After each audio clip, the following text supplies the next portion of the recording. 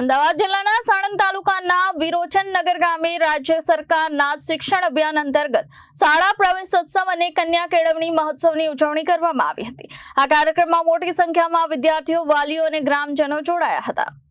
અમદાવાદ જિલ્લાના સાણંદ તાલુકાના વિરોચન નગર ગામે 24 જૂન 2026ના રોજ શાળા પ્રવેશોત્સવ અને કન્યા કેળવણી મહોત્સવનું આયોજન કરવામાં આવ્યું હતું।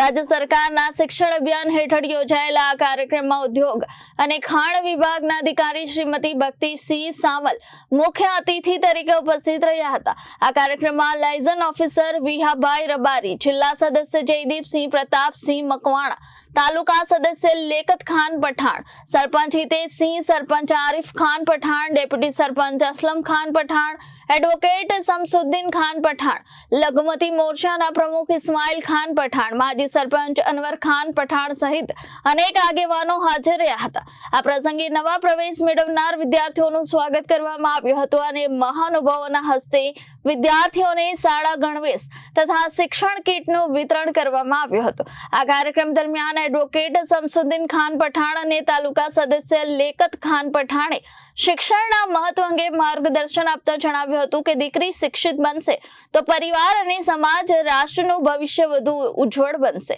તેમણે સરકારની વિવિધ શિક્ષણલક્ષી યોજનાઓ અંગે માહિતી આપી વિદ્યાર્થીઓને અભ્યાસ પ્રત્યે વધુ ધ્યાન આપવા, ઉચ્ચ લક્ષ્યાંકો પ્રાપ્ત કરવા અને જીવનમાં સફળતા મેળવવા પ્રેરિત કર્યા હતા। આવેલ મુખ્ય અતિથિ પ્રાથમિક શાળા નંબર 1, પ્રાથમિક શાળા નંબર 2, સરદાર વલ્લભભાઈ પટેલ હાઈસ્કૂલ ના તમામ શિક્ષકગણ, ગુરુજીઓ, આંગણવાડીના કાર્યકર્તાઓ, બાલવાટિકાના કાર્યકર્તાઓ, ગામમાંથી ઉપસ્થિત જિલ્લાના હોદ્દેદાર, તાલુકાના હોદ્દેદાર, ગ્રામ પંચાયતના હોદ્દેદારો, ગામ આગેવાનો તથા કાર્યકર્તાઓ તેમજ તમામ સ્કૂલમાંથી, આંગણવાડીમાંથી, બાલવાટિકામાંથી આવેલ મારા વાલા બાળકો, આ તમામનો હું ખૂબ ખૂબ આભાર માનું।